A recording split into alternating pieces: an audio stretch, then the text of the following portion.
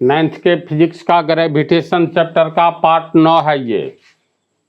इसमें 3 छोटा छोटा क्वेश्चन है जो कि अब समझना इजी होगा तुम लोगों के लिए।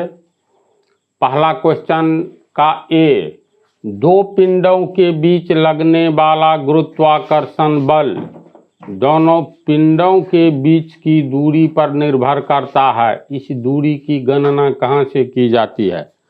सबसे पहले तुम लोग को ये बतला दे, न्यूटन ने जो गुरुत्वाकर्षण का नियम दिया है, ये नियम वस्तुतः गोलीय पिंड के लिए है, यानी कणों के लिए है।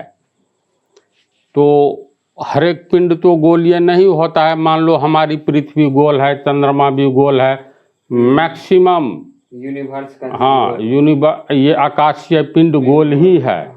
लेकिन अगर मार्कर की बात करें, मार्कर को यहाँ से हम लोग छोड़ेंगे तो ये तो गोल नहीं है। तो न्यूटन के गुरुत्वाकर्षण का नियम एक्चुअली गोलीय पिंड के लिए है, यानी गोलीय पिंड का अर्थ गोला, चाहे वह कण के रूप में हो या विशाल रूप में हो, पृथ्वी, सूर्य, ये सब जैसे। तब सवाल पैदा होता है क्या अन्य तरह के पिंडों के लिए नहीं है? लेकिन इसकी गणना यानी कैलकुलेशन आसान नहीं होती है। मतलब होता है आराम से, लेकिन आसानी ढंग से नहीं, इजी वे में नहीं। और ऐसी स्थिति में जैसे देखो, ये एक पिंड है, ये एक पिंड है, तो हम लोग गुरुत्वाकर्षण बल F बराबर G m1 m2 बटा r² होता है। तो ये r वस्तुतः ये AB 2 पिंड है, तो ये दूरी हम लोग यहाँ से और यहाँ से भी ले सकते हैं नि जी। जैसे यहाँ से मान लो ये दूरी है, मान करके चलते हैं 50 मीटर। तो क्या इसी दूरी की बात यहाँ पर ई नियम में हो रही है? नहीं।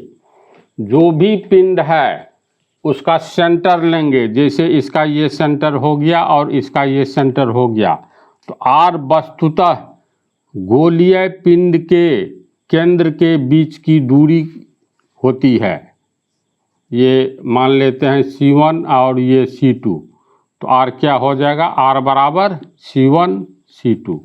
समझा? अब जस्ट आगे तो लोग बनाओगे, इसी में मैथ बनाओगे। तो मान लो ये चंद्रमा पृथ्वी से बहुत छोटा है, ये पृथ्वी है अर्थ, और ये चंद्रमा है, M से मून, चलो पूरा नाम लिख दिए। इसका अपना केंद्र है, इसका भी अपना केंद्र है। तो दोनों के बीच की दूरी लेंगे तो पृथ्वी का ये त्रिज्या कितना है? मान लो ये 6200 किलोमीटर C1 A 6200 नहीं 6400 किलोमीटर है। समझा? तो यहाँ से लेकर के यहीं तक हो गया 6400 किलोमीटर।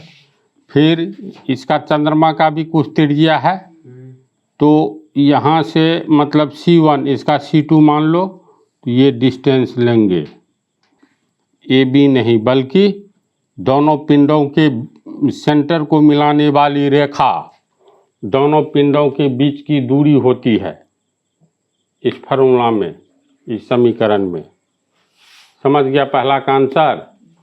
इस दूरी की गणना यानी 2 पिंडों के बीच की दूरी की गणना दोनों पिंड के केंद्र से केंद्र तक की दूरी को कहेंगे। तो इसका आंसर हम लिख देते हैं।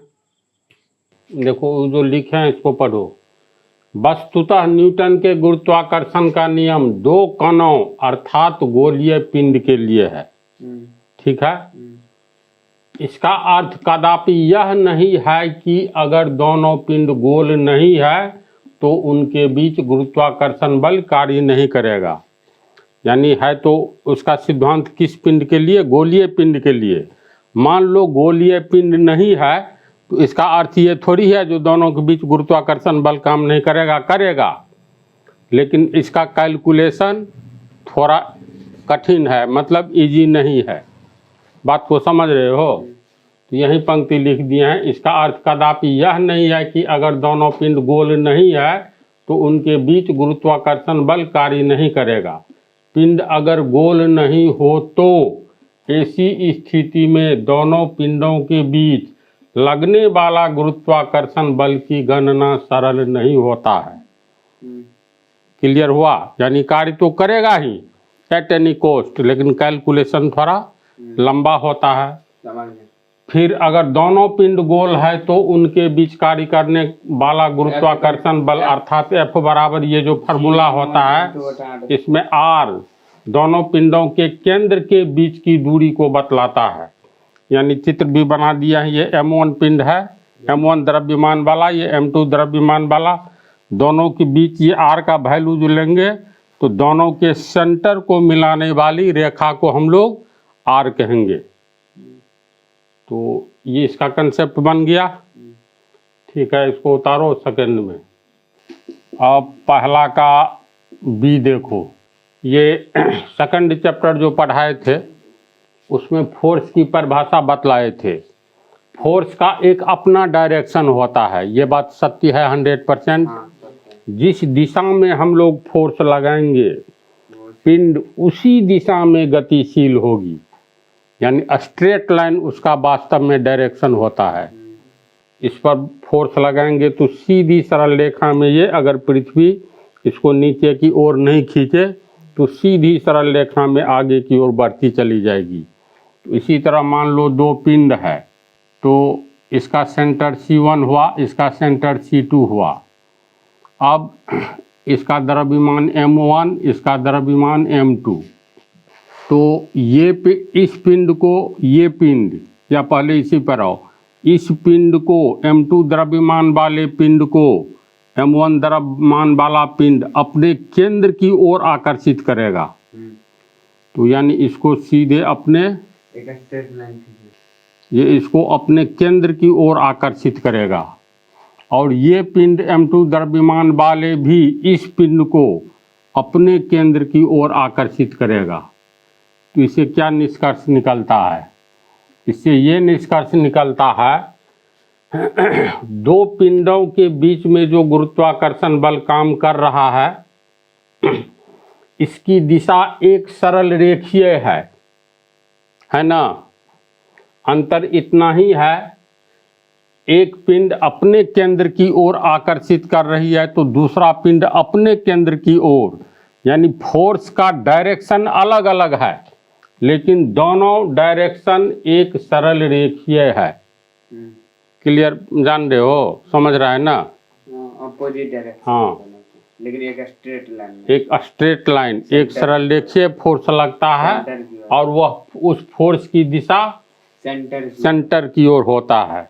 दूसरे पिंड को पहला पिंड अपने सेंटर की ओर आकर्षित करेगा तो दूसरा पिंड अपने सेंटर की ओर आकर्षित करेगा और दोनों का फोर्स का जो ये सरल रेखीय दिशा होगी एक दूसरे के विपरीत आकर्षित करेगा, लेकिन दिशा क्या होगी? केंद्र की ओर होगी और सरल रेखीय रेखा मतलब सरल रेखा में होगी। तो इसका आंसर ये हुआ।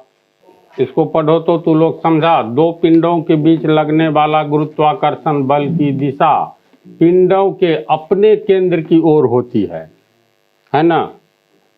यह बल दोनों पिंडों के केंद्र को मिलाने वाली सरल रेखा के अनुरेख अलोंग, ये सरल रेखा के अलोंग अनुदिश होती है। समझ गया इसको? हाँ, समझ गया। चलो उतारो इसके बाद सी। Question number C. पृथ्वी पर एक 40 किलोग्राम का लड़का बैठा है। दे 40 कुंटल का हाथी भी बैठा है तो पर भी निकाल सकते हो। तो पृथ्वी पर एक 40 किलोग्राम का लड़का बैठा है। पृथ्वी कितना गुरुत्व बल, पोस्ट में लिख दें गुरुत्वाकर्षण बल, पृथ्वी कितना गुरुत्व बल से उस लड़के को अपने केंद्र की ओर खींच रही है। तो यहाँ फार्मूला F बराबर F, पृथ्वी F बल लगाती है, गुरुत्वाकर्षण बल या गुरुत्व बल। तो G M देखो पृथ्वी के लिए कैपिटल M और वो लड़का के लिए 40, हाँ, बटा R²। और F बराबर G का मान हो गया 6.673 होता है ना, बोलो, हाँ गुने 10 का पावर 11 न्यूटन मीटर स्क्वायर बटा किलोग्राम स्क्वायर।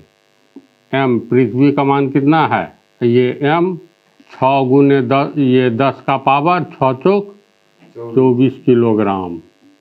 लड़का का द्रव्यमान m कितना है, 40 kg 40 kilogram. kg kg cut जाएगा। और बटा में दे दो, r है ना, तो r का मान 6400 किलोमीटर है।